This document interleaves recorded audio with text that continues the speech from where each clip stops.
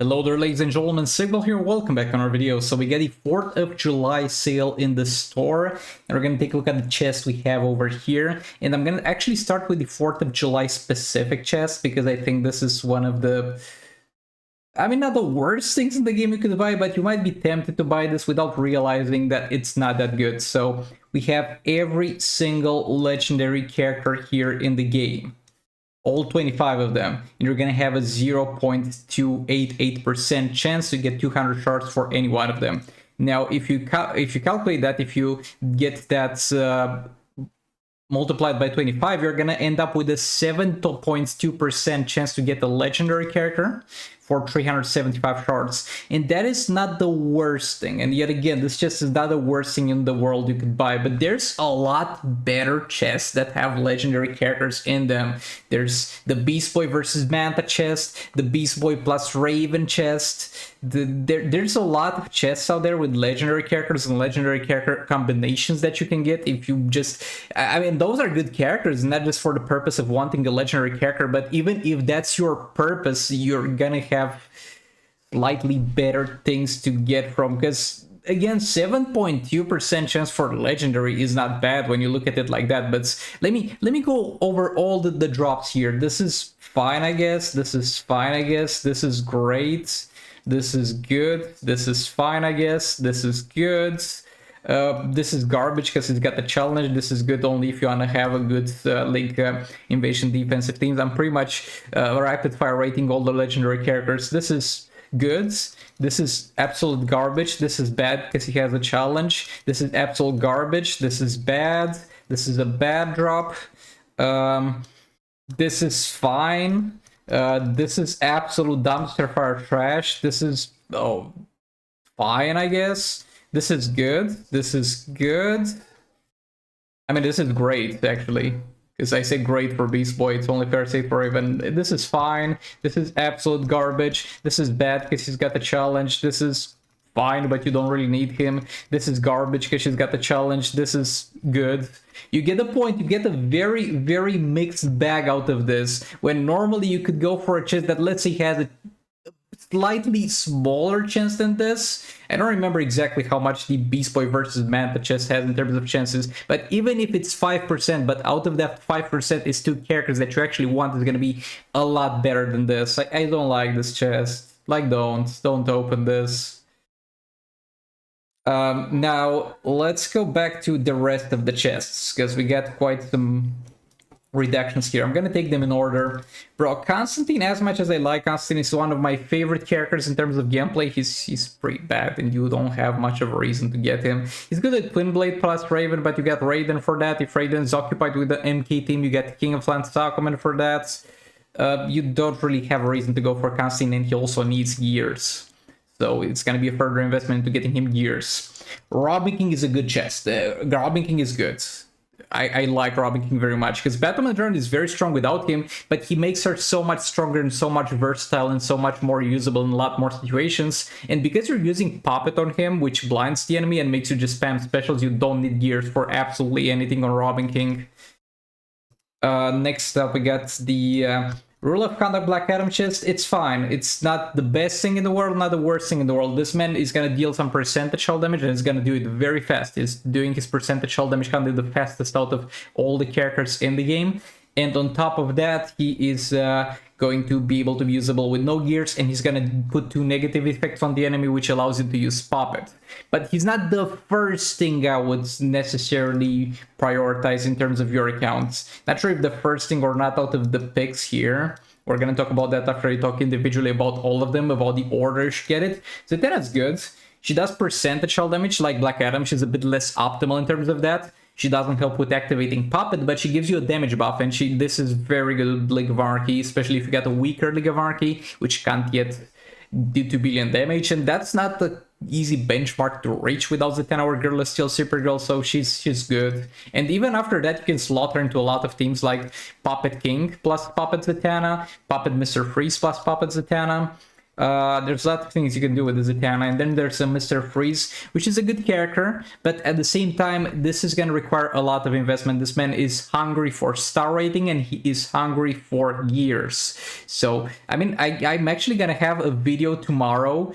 Look, if you were thinking about buying Mr. Freeze, if you're thinking about buying Mr. Freeze, how much does this last? This lasts 6 days. Be patient, wait until tomorrow, because tomorrow I'm dropping literally a video about my Mr. Freeze on the secondary account with only 1 gear equipped and with a perfect build, as perfect as you can get with 1 gear. And it has maxed out crit chance and crit damage, and you're gonna see how it performs, and you're gonna make up your minds with Mr. Freeze. But yeah, let's recap. So we don't get Constantine, and maybe not get Mr. Freeze. Now, Black Adam is not that much of a priority in my book. Those three are very close, actually. This is a little bit of a hard choice here between those three, because none of them is extremely goddamn powerful. Like, none of them is the Beast Boy or the Raven chest, but they're close with each other. That did not sound well at all. But like, it's either between Zatanna or Robin King. Honestly, personally, if I was a new player at this point and I had Batwoman on the ground because she's got an 8% drop chance chest, she's got the challenge, I would want Robin King, because that will turn your Batwoman on the ground from a team that's gonna do well in every fight to a team that can pretty much one-shot every single fight. So Robin King would be my first priority, then Zatanna, then Black Adam. And if you want to get Mr. I mean, if you got everything here and you want to max out your Mr. Freeze, maybe class of something, you're probably not going to get a better offer than this. I'm just saying what you should expect from the character as soon as you get him if you didn't have him previously, something like that. But if you got Mr. Freeze and you want to max him out, then open the goddamn chest, man. What more can I tell you?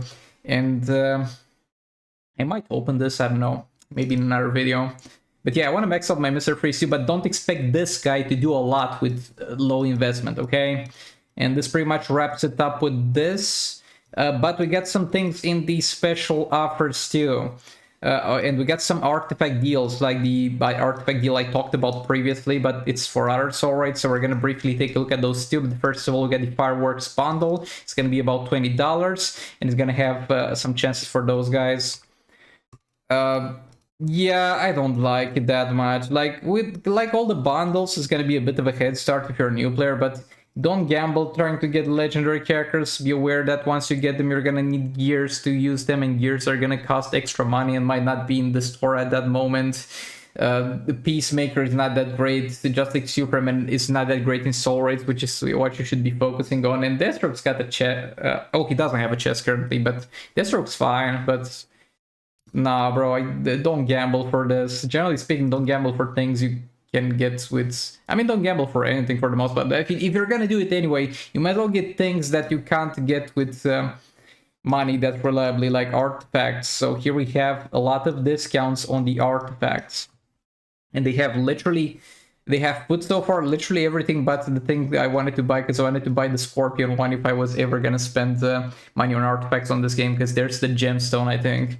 But yeah, quick rundown. This is absolute. I mean, look, I'm gonna say this first of all as a disclaimer.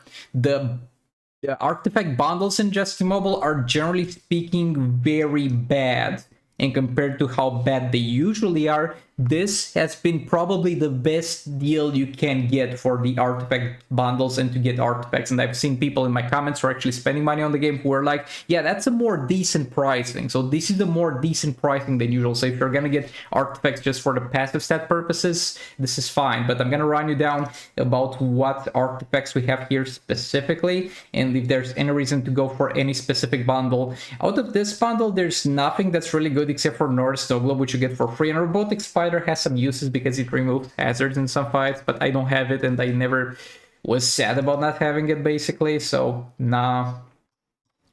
The Zatanna thing, here there's this thing which is extremely annoying to deal with. Oh, there's a fly. I gotta catch the fly, because if I don't, the cat's gonna be fighting it all night. But the only thing that I would want to go for here, but I already have it on the secondary account, would be the Magician Cape for the purpose of making it frustratingly hard to get through defensive team in League Invasions. Like, this is like cheating. If the enemy has this on the defensive team equipped, it's over. I mean, it's not over. You can still kill them, but it's going to be very annoying to get through them. And there's also 15% chance for Zatanna, but don't count on that. But the Magician Cape is the only thing I would actively look for from here, but I'm not gonna. Next up, this thing here. There's not much you would want from here. Like, the only thing that jumps to mind is going to be this thing, but only for entertainment purposes. Like, I would only make a video with it and not use it at all. This is very good on League of Anarchy. It's gonna deal a huge amount of dot damage if you're using them with Raven. It's fun to look at, but at the same time, they are fine without it. You don't need it. Next up, we got the Robin King.